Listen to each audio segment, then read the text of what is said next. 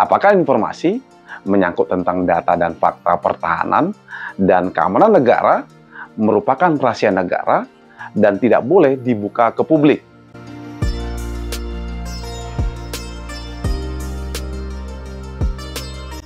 Kalau kita menyaksikan debat Pilpres ketiga yang mengusung tentang tema pertahanan, keamanan, hubungan internasional, dan geopolitik kemarin, salah satu hal yang menarik dari debat tersebut mengenai permintaan keterbukaan informasi menyangkut tentang data dan fakta pertahanan dan keamanan negara kita. Waktu itu, dua capres, yaitu Anies Baswedan dan Ganjar Pranowo, meminta agar Prabowo Subianto untuk membuka secara belak-belakan atau terang-terangan mengenai data dan fakta tentang pertahanan dan keamanan negara di forum debat secara terbuka.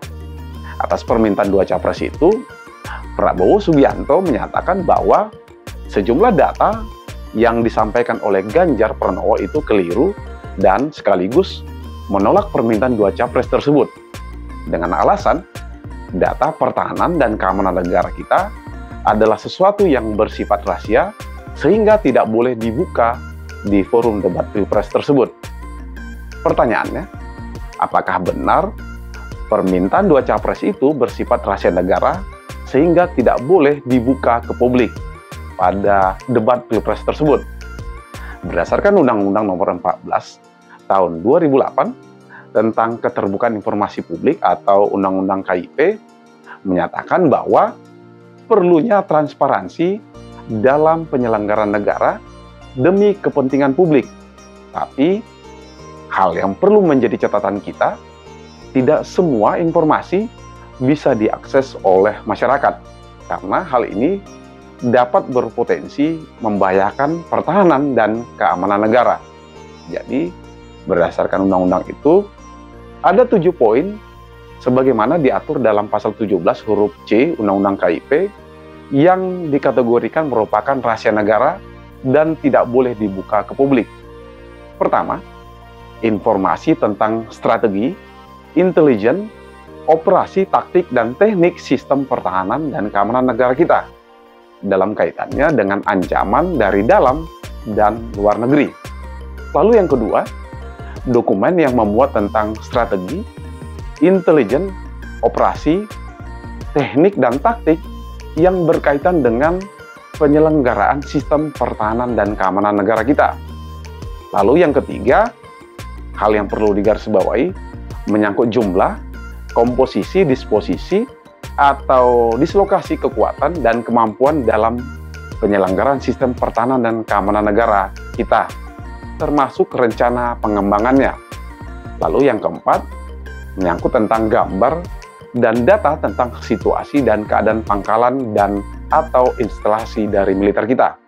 Lalu yang kelima, data perkiraan kemampuan militer dan pertahanan negara lain yang dikategorikan dapat membahayakan kedaulatan negara kita dan atau terkait dengan kerjasama militer kita dengan negara lain sebagaimana disepakati dalam perjanjian yang harus dirahasiakan dan tidak boleh dibuka ke publik.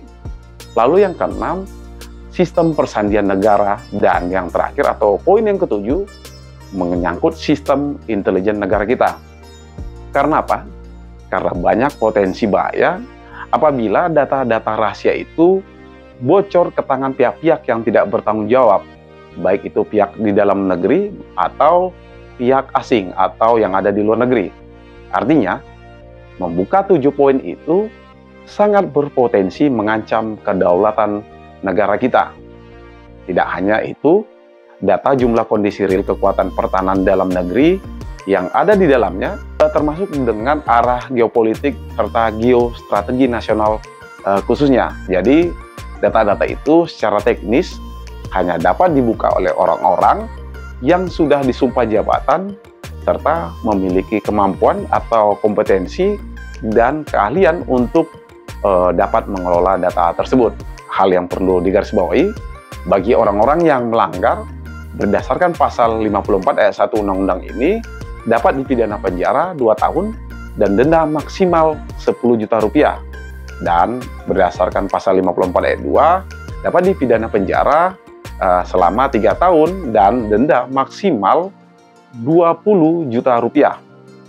Lalu yang menjadi pertanyaan, kalau misalnya ada capres yang kemudian dalam debat tersebut itu membuka tentang data soal pertahanan, belanja alat utama sistem pertahanan atau alutsista, misalnya data tentang belanja atau pembelian alutsista atau peralatan tempur kita, atau mempertanyakan tentang indeks pertahanan Indonesia di forum debat secara terbuka, apakah itu berpotensi membuka rahasia negara dan dapat dipidana?